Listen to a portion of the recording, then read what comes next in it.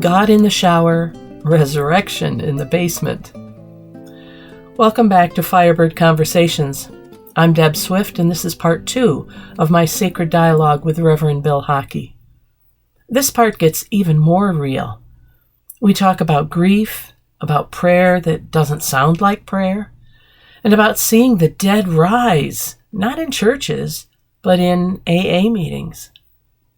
If you've ever wondered if your story matters, or if your whispered questions count as faith, this one's for you.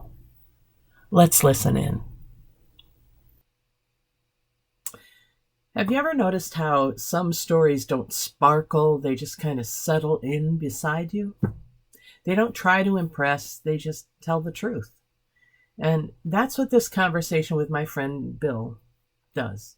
It tells the truth about grief and recovery, about faith that doesn't come with fine print. It reminds us that prayer can sound a lot like frustration whispered in the shower, that resurrection sometimes happens in a basement meeting hall, and that being real with each other might be the most spiritual thing that we can do.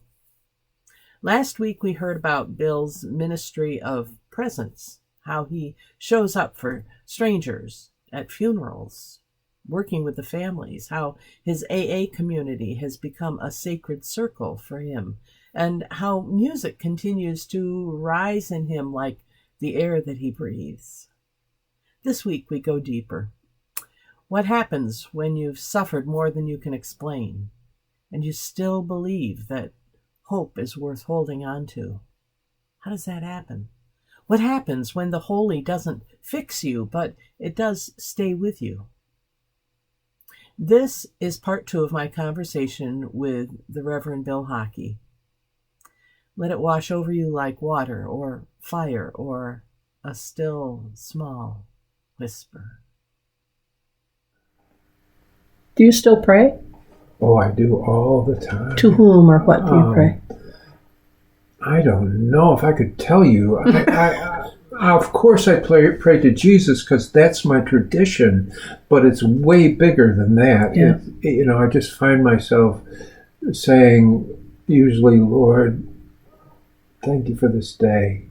I'm so pissed at so-and-so, or the dogs just won't do anything I say. Why aren't they eating? Or, so that conversation is always going. In fact, in many ways, often in recovery, I talk, in AA, I talk with a newcomer who's just trying to find out if they are believers, or where do they stand with faith. And one of the questions I always ask is, in the shower, do you find yourself talking to somebody? It's a great way to put it. Because often that is the Creator. You may think it's yourself. Not so sure about that. Let's evaluate that a little bit. Maybe there's the understanding that there's a Creator there and a place to begin. And almost everybody does that. So, we all are having way more conversations than we think, and not with people. But that's that's my suspicion. I had to laugh at the whole shower thing. I think he's right. And in his own way, maybe that's a description of Elijah in the cave, All of us talk with someone, whether we think it's ourselves or someone else, or, maybe we should just begin thinking of it as God, or our higher power, or our oversoul, or our spirit guides, or something. I mean, why not?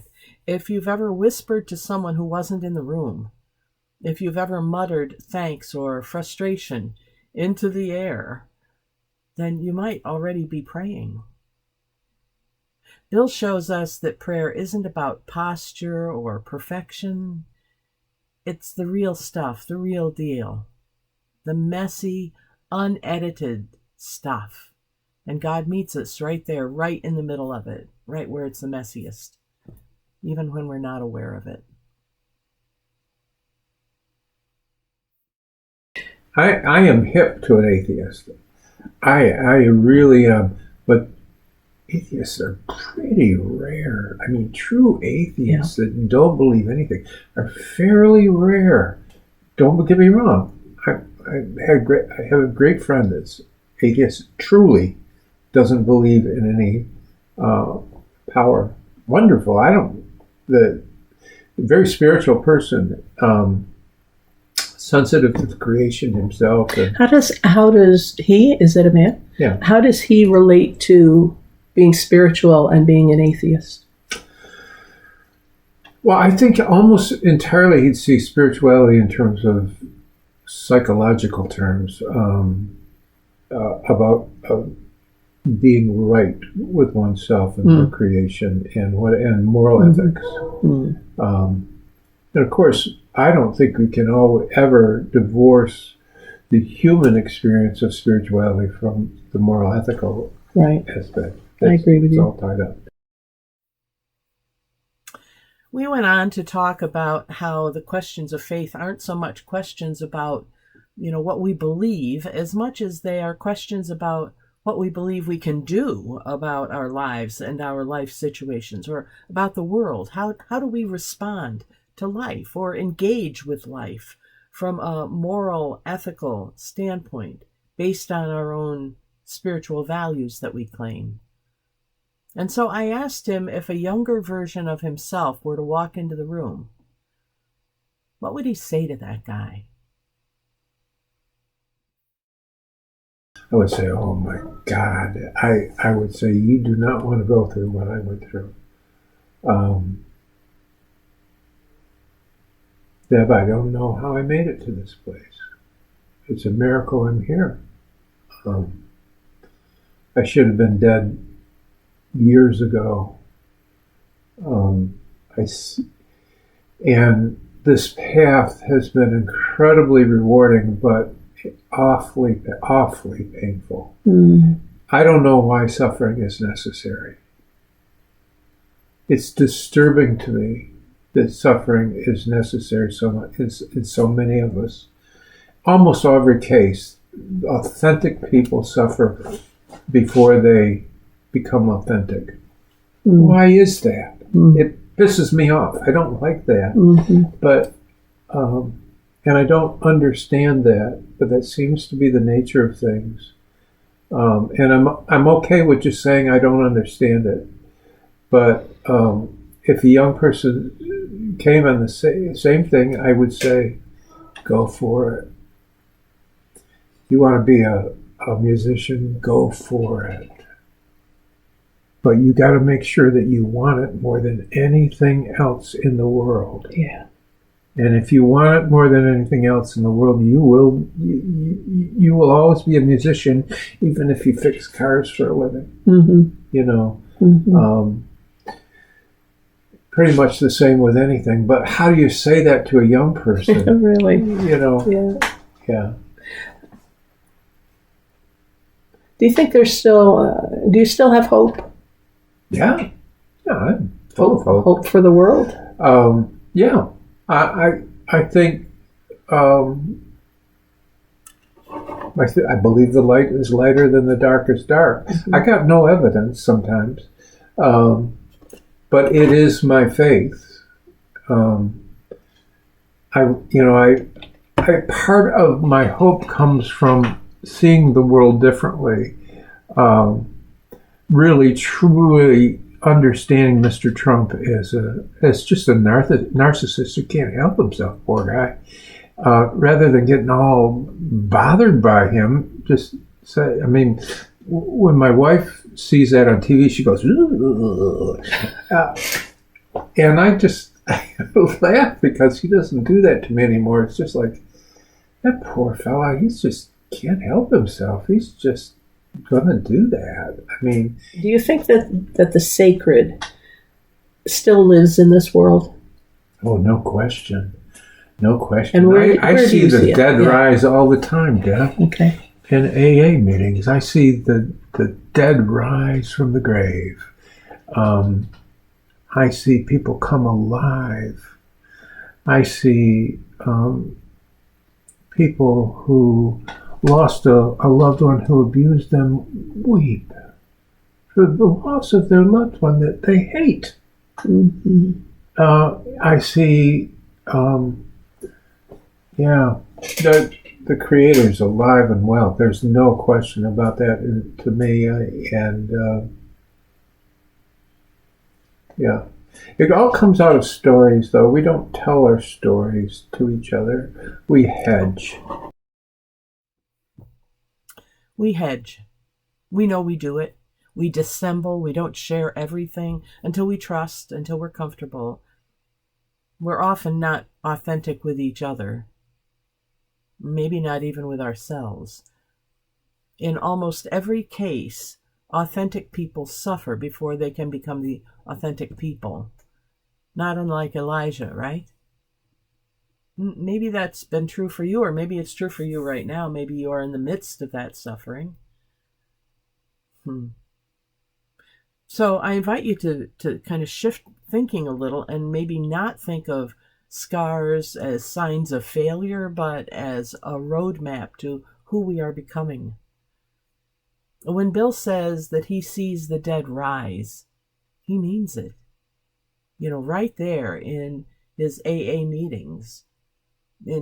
I like to think of it in basement rooms. I don't know that he's meeting in the basement. It might be in a very lovely fellowship hall or something, but my first encounter with AA meetings were in the basement of a church. So I think that's my mental picture, my limitation. But I like the image of that, because in basement rooms, in those broken, the circles where people feel broken, that's where the grace lies, and that's where the resurrection occurs. And it's real. It's very real.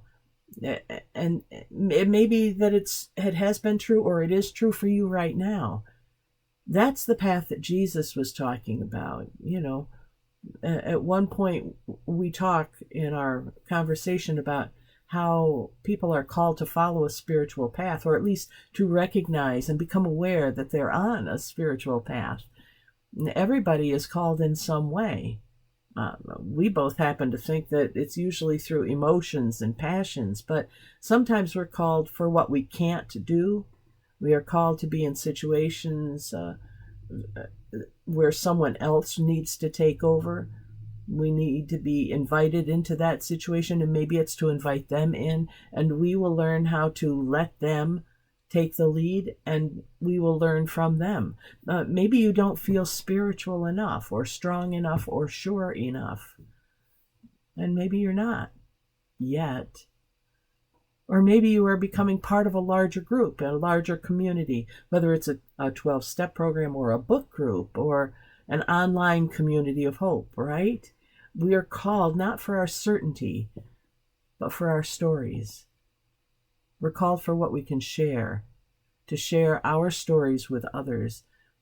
And again, it's not because we have it all together, because I don't think anybody really does, but it's because we're willing to show up. That's where the power lies, and the healing. And the thing is that we are all called to share. It doesn't matter if you think you're trained or not. We all have our stories to share. And that is enough. So let's listen to this next section. Yeah. So we are afraid to tell our stories. And when I say that, I know as a matter of fact, that all the guys and gals I'm talking or telling a story to are all themselves too. Mm-hmm. I've always thought that those parts of my life it took me a long time to reach this point, but in hindsight, I had a wonderful professor who had been the Christian ethics professor for Martin Luther King Jr. when he was in seminary. And I got to study Christian ethics under him. And I was really struggling at that point, because here I was, a lesbian going into ministry, and did I really want to do that? And could I stand up for a church that wasn't going to ordain me if I were truly out and open and all this stuff?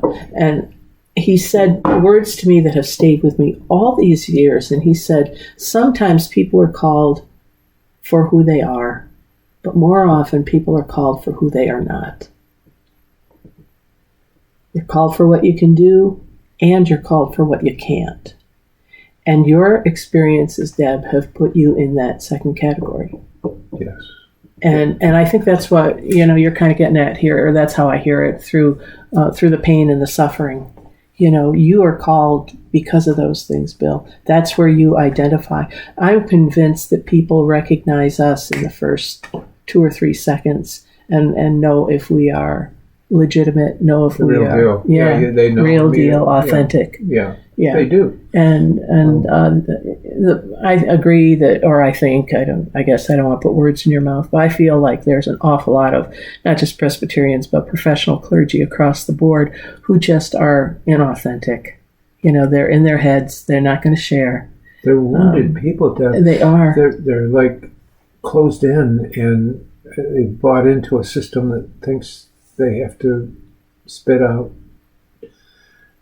the party line. Yeah. Well, and maybe some of them are back where you began. Exactly. And they are.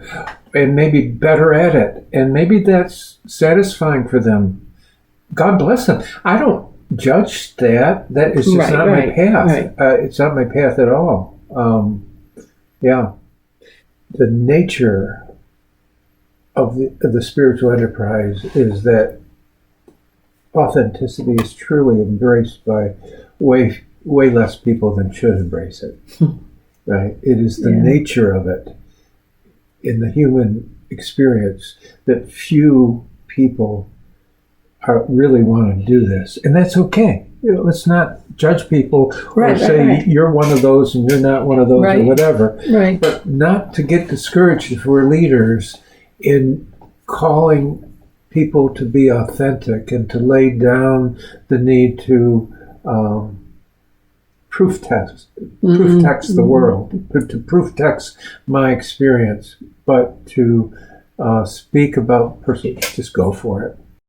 Yeah. Thanks for your time. Is there anything you want to add that I haven't asked you about that you'd like to talk about?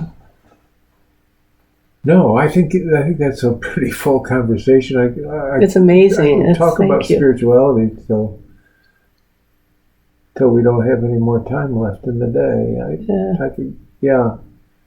And it's ongoing. There's so many questions that are unanswered for me, and that's part of the deal. Well, what I realized, one of the great things that I've arrived at is I'm ready to die. Mm-hmm. I was never kind of ready to die, but that's the great question when we come to retirement, is we start to look at the end of life and whatever. And I've just realized in the past 2-3 years that, I'm good. I'm going to keep cranking this music out and doing funerals and whatever. I'm good, though. Yeah. If the time comes, the time comes. And, I'm good. I thank you very much. I thank you for your time, for sharing. I thank you for being my friend. Yeah. Can I leave you with a prayer? Absolutely. I hoped you would. Let's pray. Okay.